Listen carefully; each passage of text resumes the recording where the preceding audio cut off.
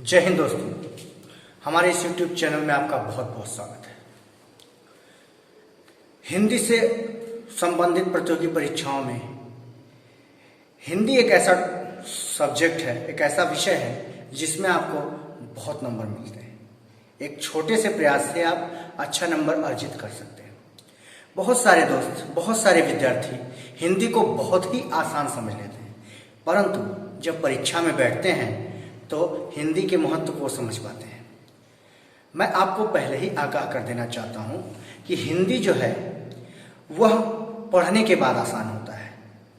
हम हिंदी बोलते हैं, लेकिन बहुत सारे लोग हिंदी व्याकरण के बारे में बहुत कम जानते हैं और प्रतियोगी परीक्षाओं में व्याकरण के बारे में पूछा जाता है। बहुत सारे चैनल पे बहुत सारे अध्यापक आपको अच्छी से अच्छी हिंदी के बारे में जानकारी देते हैं, परंतु मेरा जो मकसद है आपको हिंदी सिखा देना है, यानी हिंदी व्याकरण को आपके अंदर एकदम भर देना है, ताकि आप कोई भी प्रतियोगी परीक्षा में हिंदी से संबंधित प्रश्नों में कहीं अटके ना। इसलिए हम मेहनत करके आपके लिए वीडियो बनाते हैं। तो हिंदी के वीडियो देखिए और इसको ज़्यादा से ज़्यादा देखिए, ताकि आप बिना कलम बिना कॉपी के पूरा हिंदी रट डालें। और ये बहुत आसान कर रहा हूँ मैं आपके लिए, तो मैं आपसे यही गुजारिश करता हूं कि हिंदी के इस वीडियो को ज़्यादा से ज़्यादा देखें, ज़्यादा से ज़्यादा शेयर करें, क्योंकि जो लोग प्रतियोगी परीक्षा में तैयारी करने जा रहे हैं, मैं पूरी गारंटी के साथ उनको कहना चाहता हूं कि मेरा अगर हिंदी आप देख लिए तो आपको कहीं जाने की जरूरत नहीं है। मैं आपको 100% दूंगा। एक छोटे से वीडियो में सब कुछ ला के दूंगा, और मेरी गारंटी है कि अगर आपका देखने का मन न करे तो ईयरफोन लगा के बस सुन लीजिए। हिंदी आपके अंदर मैं घुसा के रहूंगा, आपके अंदर हिंदी को मैं प्रवेश दिला के रहूंगा। हिंदी में आपको किसी प्रतियोगी परीक्षा में डरने की जरूरत नहीं है, बस मेरे साथ बने रहिए। मैं वादा करता हूं आपसे कि आपके थोड़े से प्रयास से मैं हिंदी से संबंधित आपके सारे भ्रम को दूर कर दूंगा, लेकिन उसके लिए वीडियो को देखते रहिए और निसंकोच होकर देखिए। हिंदी से रिलेटेड जो भी प्रश्न होंगे उसके लिए मैं आपको उस प्रश्न के जानकारी दूंगा, मैं उसे सॉल्व कराऊंगा, लेकिन वीडियो को देखते रहिए। ठीक है दोस्तों, क्योंकि मैं जो जानकारी देता हूं हिंदी से संबंधित वो एकदम गुणवत्तापूर्वक होता है। मैं कोई फालतू जानकारी आपको नहीं देता हूं। आप मेरी हिंदी के जितने भी विद्यार्थी पढ़ के नौकरियां पाए हुए हैं, सरकारी नौकरियों में गए हुए हैं, उनका फीडबैक यही आता है कि सर आपकी जो हिंदी है वो एक्यूरेट गोल अचीव करवाती है, यानी मैं जो पढ़ाता हूं वो सीधे सीधे आपके प्रश्न पत्र में कहीं ना कहीं मिल जाएगा। तो दोस्तों, इस वीडियो को देखिए और मेरी हिंदी की सारी वीडियो को आप देखिए। किसी किताब को आपको उठाने की जरूरत नहीं है पढ़ने के लिए, कोई कलम उठाने की जरूरत नहीं है लिखने के लिए, कोई कॉपी की जरूरत नहीं है। केवल मेरे वीडियो को देखिए, हिंदी आपके अंदर होगी और कोई चिंता नहीं। तो हिंदी से संबंधित टेंशन को छोड़िए, बस मेरे साथ जुड़ जाइए। आइए दोस्तों, आज हम लोग एक नए टॉपिक का शुभारंभ करते हैं। इस टॉपिक का नाम है समास। आज हम लोग समास के बारे में पढ़ेंगे। समास, समास का अर्थ होता है दोस्तों संक्षिप्तीकरण, यानी छोटा कर, यानी दो या दो से अधिक शब्दों के संक्षिप्तीकरण की प्रक्रिया को या संक्षेप करने की प्रक्रिया को हम समास कहते हैं। उदाहरण के तौर पे मान लीजिए, जैसे मैं लिखूं, आइए देखते हैं। जैसे मैं लिखूं दोस्तों, दया का सागर। अगर इसको मैं संक्षिप्त कर दूं, इसको समास के रूप में ढालूं, तो मैं इसे लिखूंगा दोस्तों दया सागर। क्या लिखूंगा दोस्तों? दया सागर लिखूंगा। क्या लिखूंगा? दया सागर। दया का सागर यानी दया सागर, यानी इस बात से भी हमें यह पूरा जो है कि बोध हो रहा है कि दया सागर यानी दया का सागर। ठीक है दोस्तों, यानी दो या दो से अधिक शब्दों के संक्षिप्त करने की या छोटे करने की प्रक्रिया को हम क्या कहते हैं? समास कहते हैं। ठीक है दोस्तों, अब हम लोग बात करेंगे समास कितने प्रकार के होते हैं, यानी समास के कितने भेद होते हैं। तो देखिए दोस्तों, आप सभी लोग अगर पढ़े होंगे तो जानते होंगे, तो नहीं पढ़े तो कोई बात नहीं, मैं आपको बताता हूं कि समास के कितने भेद होते हैं। तो समास के 6 भेद माने गए हैं दोस्तों, यानी समास 6 प्रकार के होते हैं। पहला जो होता है उसे हम लोग कहते हैं अव्ययी भाव समास। क्या कहते हैं दोस्तों? अव्ययी भाव समास। अव्ययी भाव समास।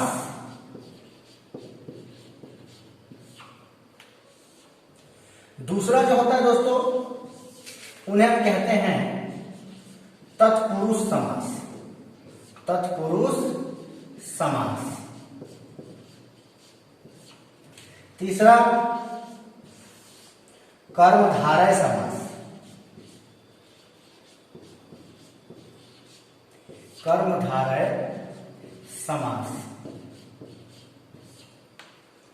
चौथा जो होता है उसे हम लोग कहते हैं दोस्तों द्विगु समास। क्या कहते हैं दोस्तों?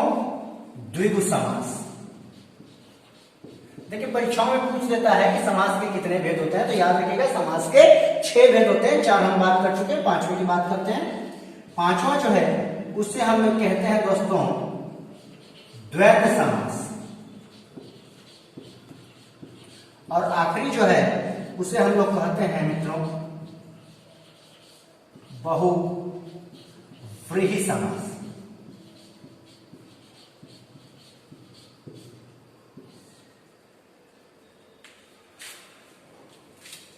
ये समास के 6 भेद हैं मित्रों। 6 भेद आप ध्यान से देख लीजिए। अव्ययी भाव समास, तत्पुरुष समास, कर्मधारय समास, द्विगु समास, द्वंद्व समास और बहुव्रीहि समास। ये समास के 6 भेद होते हैं। परीक्षाओं में आते हैं कि समास के कितने भेद होते हैं, तो समास के 6 भेद होते हैं या 6 प्रकार के समास होते हैं। ठीक है। एक चीज और जानना आपके लिए जरूरी है कि समास में 2 पद होते हैं। पहला जो पद होता है उसे हम कहते हैं पूर्व पद और दूसरा जो पद होता है उसे हम कहते हैं उत्तर पद। पूर्व पद यानी आगे की जो भाग होते हैं पूर्व पद कहते हैं समास के अंदर, और जो शब्द के पीछे की भाग होते हैं उन्हें हम उत्तर पद कहते हैं। ठीक है दोस्तों। अब हम सभी समास के परिभाषाओं को जानेंगे। तो मैं आपको अभी बता देता हूं सभी समास के परिभाषाओं के बारे में। तो पहले मैं आपको ऐसे नॉर्मली बता देता हूं, फिर सारे समास की परिभाषाओं को मैं आपको लिख के बताता हूं। नॉर्मली एकदम साधारण भाषा में बताऊंगा जो आपके दिमाग में घुस जाए, और लिख के थोड़ा सा व्याकरण की भाषा में मैं आपको समझा दूंगा। तो साधारण भाषा में अव्ययी भाव समास किसे कहते हैं? यानी जिस समासिक पद का पूर्व पद प्रधान हो या पहला पद प्रधान हो उसे हम अव्ययी भाव समास कहते हैं। ठीक है। जैसे आजीवन। ठीक है। उसका तत्पुरुष समास। तत्पुरुष समास किसे कहते हैं मित्रों? जिस समासिक पद का उत्तर पद प्रधान हो उसे हम क्या कहते हैं? तत्पुरुष समास कहते हैं। ठीक है। कर्मधारय समास। जिस समासिक पद में पहला पद जो है विशेषण हो और दूसरा पद विशेष्य हो उसे हम कर्मधारय समास कहते हैं। ध्यान दीजिएगा, जिस समासिक पद में पहला पद विशेषण हो और उत्तर पद यानी दूसरा पद विशेष्य हो उसे हम कर्मधारय समास कहते हैं। ठीक है। द्विगु समास। द्विगु समास यानी जिस समासिक पद का पहला पद संख्यावाचक और दूसरा पद संज्ञावाचक। ध्यान दीजिएगा, जिस समासिक पद का पहला पद संख्यावाचक हो और दूसरा पद संज्ञावाचक हो उसे हम द्विगु समास कहते हैं। द्वंद्व समास किसे कहते हैं? जिस समासिक पद का पूर्व पद और उत्तर पद दोनों अपने अपने अर्थ प्रकट करते हो उन्हें हम द्वंद्व समास कहते हैं। बहुव्रीहि समास। बहुव्रीहि समास वह समासिक पद होते हैं जिनका अपने मूल से एक अलग अर्थ प्रकट करने वाला जो बोध होता है उसे हम बहुव्रीहि समास कहते हैं। ठीक है दोस्तों। तो आपको मैं बारी बारी से सब समास के बारे में लिख के भी बताऊंगा और उनके उदाहरण सहित आपको समझाऊंगा भी। तो आइए देखते हैं सबसे पहले हम अव्ययी भाव समास के बारे में। तो चलिए देखते हैं अव्ययी भाव समास। देखिए जैसा कि आप देख पा रहे हैं कि जिस समास में पूर्व पद अव्यय हो उसे हम अव्ययी भाव समास कहते हैं। या मोटा सबसे साधारण तरीका मैं बताता हूँ, जब भी आप समास को देखते हैं तो अव्ययी भाव समास के पहचानने का सबसे आसान तरीका है कि जिस भी समासिक पद पर पूर्व पद से हमें अर्थ की प्राप्ति होती है उसे हम अव्ययी भाव समास कहते हैं। क्या कहते हैं? जिस समासिक पद में हमें पहले पद यानी पूर्व पद से अर्थ की प्राप्ति होती हो उसे हम अव्ययी भाव समास कहते हैं। या पूर्व पद के अनुसार अर्थ हो उसे हम अव्ययी भाव समास कहते हैं। उदाहरण के तौर पर देखिए, जैसे यथास्थान। अब देखिए स्थान का मतलब तो स्थान है, लेकिन यथा का जुड़ जाना यानी इसके पूर्व पद का जुड़ जाना इसके अर्थ में परिवर्तन ला देगा। जैसे यथा स्थान यानी स्थान के अनुसार, स्थान के अनुसार, स्थान के अनुसार, यानी बात समझ में आ गया। नहीं, हमें जहां पर पहले पद से अर्थ की प्राप्ति हो जाए उन्हें हम अव्ययी भाव समास कहते हैं। दूसरा आजीवन। अब देखिए जीवन का मतलब जीवन से है, आ लगने आने से इसमें इसके अर्थ में परिवर्तन हो जा रहा है। आजीवन यानी जीवन भर, यानी जीवन भर, जीवन भर, जीवन भर, ठीक है, जीवन भर क्या होगा, जीवन भर यानी जीवन तक, मैंने पूरा समय तक, पूरे जीवन भर, ठीक है। यानी इसके पहले पद से हमें अर्थ में परिवर्तन दिख रहा है, इसलिए अव्ययी भाव समास है, ठीक है। प्रतिदिन, दिन का मतलब दिन, लेकिन प्रति जुड़ जाने से, पूर्व पद जुड़ जाने से इसमें क्या परिवर्तन आ जा रहा है। जैसे प्रतिदिन से क्या होगा, प्रत्येक दिन यानी एक एक दिन, प्रत्येक दिन यानी एक एक दिन, ठीक है। उसका यथा समय यानी यथा से क्या हो रहा है, समय में परिवर्तन, समय के अर्थ में परिवर्तन आ जा रहा है, यानी पहले पद से, तो समय के अनुसार, समय के अनुसार।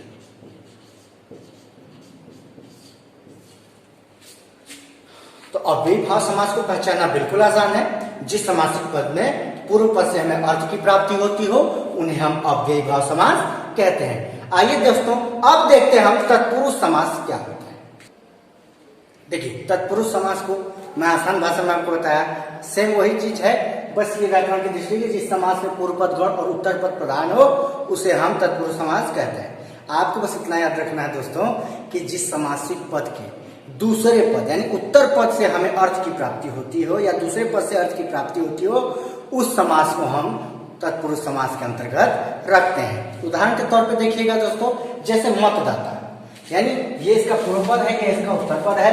अब देखिए इस पद के अनुसार इसके अर्थ में परिवर्तन होगा। जैसे मत को देने वाला, मत को देने वाला यानी मतदाता। देखिए इसमें कारक चिन्हों का भी लोप होता है, यानी परसर्ग का लोप होता है। तत्पुरुष समास में परसर्ग का लोप होता है, ध्यान रखिएगा। मुंह मांगा, अब देखिए मुंह मांगा यानी इसके दूसरे पद से इसके पहले पद के अर्थ में परिवर्तन होगा। जैसे मुंह से मांगा, मुंह से मांगा, मुंह से मांगा। युद्ध भूमि, पहला पद पूर्व पद उत्तर पद, युद्ध के लिए भूमि यानी दूसरे पद में देखिए आपका जो है कि दबाव ज्यादा जा रहा है। युद्ध के लिए भूमि, युद्ध के लिए भूमि, ठीक है दोस्तों। आपका बहुत आसान हो जाएगा समास, चिंता मत कीजिए। ये व्याकरण की जो आपके सीरीज चल रहे हैं उसके बाद मैं हर टॉपिक का आपको 100 क्वेश्चन अलग से सॉल्व कराऊंगा। उसके लिए आप बेफिक्र रहिए, बस आप इसकी जानकारी ले लीजिए कि हम कैसे पहचानेंगे, ठीक है। धनहीन यानी धन से हीन, यानी धन नहीं है उसके पास, धन से हीन। तो दोस्तों जिसका द्वितीय पद यानी उत्तर पद प्रधान हो उसे हम तत्पुरुष समास कहते हैं। अब देखेंगे हम लोग तीसरा कर्मधारय समास। कर्मधारय समास, जिस समास का पूर्व पद विशेषण और उत्तर पद विशेष्य, यानी पहला पद जो है वो विशेषण होता है और जो दूसरा पद है वो विशेष्य। या कह सकते हैं कि पहला पद विशेषण और दूसरा पद संज्ञा, यानी संज्ञा या सर्वनाम में विशेष्य होते हैं, तो वे समास क्या कहलाते हैं, कर्मधारय समास। जिस समास में पूर्व पद विशेषण और दूसरा पद या उत्तर पद विशेष्य हो उसे हम कर्मधारय समास कहते हैं। जैसे काली मिर्च, इसमें काली क्या है, विशेषण, और मिर्च क्या है, जिसकी विशेषता बताई जा रही है, विशेष्य, ठीक है। काली मिर्च कौन सा समास है दोस्तों, ये है आपका कर्मधारय समास, यानी काली है जो मिर्च, काली है जो मिर्च, ठीक है। दूसरा है नीलकमल, यानी नील यानी नीला रंग है, यानी विशेषण है, कमल यानी इसकी विशेषता बताई जाती है, विशेष यानी नीला है जो कमल, नीला है जो कमल, ठीक है। व सद्गुण यानी सद यानी विशेषण है और गुण विशेष है, यानी सद है जो गुण,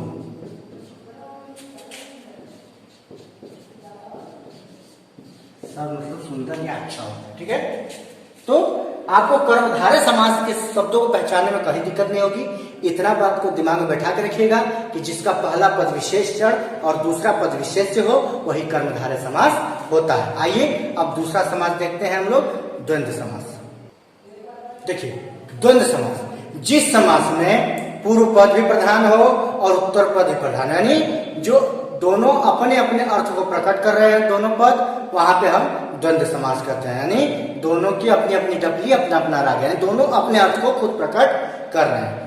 उस तरह के शब्दों को हम क्या कहेंगे, द्वंद्व समास कहेंगे। जैसे माता पिता, यानी देखिए माता का अपना अर्थ है, पिता का अपना अर्थ है, यानी कौन समास हो गया, द्वंद्व समास हो गया। जैसे माता और पिता, माता और पिता। पाप पुण्य यानी पाप और पुण्य। भाई बहन, भाई और बहन। ठीक है दोस्तों, ध्यान दीजिएगा। सभी दोस्तों से मैं बार बार जोर देके कह रहा हूं कि द्वंद्व समास किसे कहते हैं, जिसका अपनी अपनी डबली अपना अपना राग हो, यानी जो दोनों पद अपना अपना अर्थ प्रकट करते हो जहां पर, वहां पे द्वंद्व समास होता है। आइए अब देखते हैं द्विगु समास, जिसका पहला पद संख्यावाचक और दूसरा पद संज्ञावाचक होगा। अब हम लोग बात करेंगे द्विगु समास, जिस समासिक पद का पहला पद संख्यावाचक हो और दूसरा पद संज्ञावाचक हो। व्याकरण की भाषा में समझाऊं तो जिस समासिक पद में पूर्व पद संख्यावाचक हो और उत्तर पद संज्ञावाचक हो, उन्हें हम द्विगु समास कहते हैं। जैसे उदाहरण के तौर पे देखिए आप लोग दोस्तों, नवरत्न यानी नवरत्न यानी नवरत्नों का समूह, नवरत्न यानी नवरत्नों का समूह, यानी नव क्या है, संख्यावाचक है, और रत्न क्या है, संज्ञावाचक है।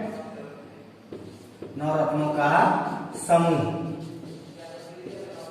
है ना, नव क्या है, संख्यावाचक है, रत्न क्या है, संज्ञा है। यानी संख्या और संज्ञा, पहले संख्या है बाद में संज्ञा है, तो कौन सा समास होगा, द्विगु समास होगा। सप्तद्वीप यानी 7 द्वीपों का समूह, 7 द्वीपों का समूह, यानी 7 क्या है, संख्यावाचक है, और द्वीप क्या है, संज्ञावाचक है। सप्तमंजिल यानी 7 मंजिलों का समूह, यानी 7 क्या है, संख्यावाचक है, मंजिल क्या है, संज्ञा है ना। 7 मंजिलों का समूह।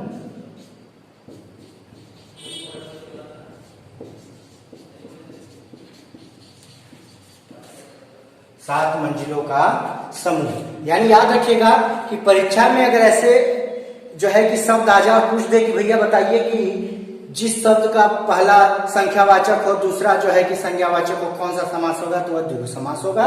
और उसके उदाहरण भी उसी प्रकार के होंगे, यानी पहला जो होंगे वो संख्यावाचक होंगे और दूसरा जो होंगे वो संज्ञावाचक होंगे। ठीक है, याद रखिएगा। आइए अब बात करते हैं हम लोग बहुब्रीहि समास की, जो समास का आखिरी भाग है।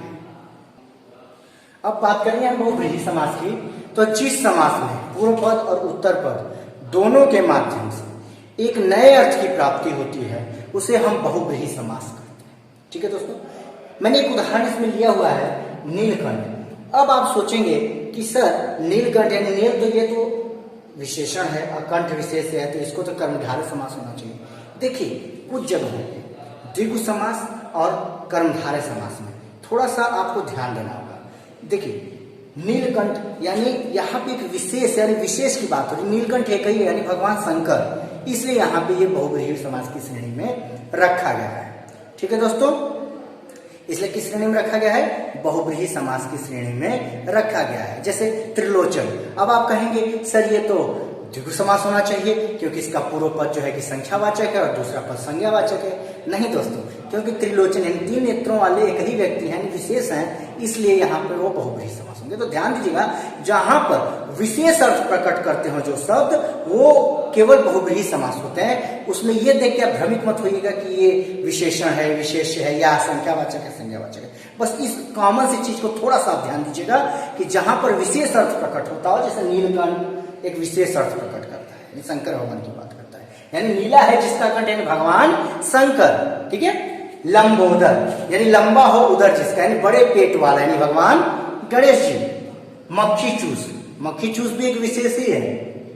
अब मुझे नहीं पता आप हैं कि नहीं मक्खी चूस, लेकिन मक्खी चूस भी एक विशेष ही अर्थ प्रकट करता है, कंजूस व्यक्ति नहीं लोग कहते वो बहुत मक्खी चूस है, उससे बस मक्खी चूस कहने से हम जान जाएंगे कि वो कंजूस, उसमें भैया ये नई बात है, ठीक है। तो ये हो गई आपकी बहुव्रीहि समास, ठीक है दोस्तों। मैं बहुत मेहनत करके आपके लिए वीडियो बनाता हूं, अगर और भी कुछ जानकारी चाहिए रहती है तो आप कमेंट में कर सकते हैं। मैं आपको पूरी गुणवत्ता वाली वीडियो देता रहूंगा, और ये जो क्रम खत्म हो जाएगा, ये जो सीरीज खत्म हो जाएगा व्याकरण का, तो मैं आपको प्रत्येक जो है कि अध्याय का, प्रत्येक क्रम का आपको अलग अलग प्रश्नों का उत्तर सॉल्व करूंगा, यानी प्रश्नों को समझाऊंगा आपको। हर सीरीज में कम से कम, जैसे मैं आपको वर्ण पढ़ा रहा हूं तो वर्ण का आपको जो है कि 100-150 क्वेश्चन लेके आपको समझाऊंगा। उसके बाद संधि समास जो भी मैं पढ़ाऊंगा उसका अलग से भी मैं आपको कराऊंगा। तो सबसे पहले आप नियम जान लीजिए, व्याकरण को जान लीजिए। अगर ये आप जान लेंगे तो आप आसानी से हिंदी को सॉल्व कर सकते हैं, और आसानी से तभी सॉल्व कर सकते हैं दोस्तों जब आप वीडियो को देखते रहेंगे। और बस वीडियो को देख लीजिए यार, 2 से 3 बार देख लीजिए। हिंदी नहीं आए तो मुझे कहना यार कमेंट में आप, ठीक है।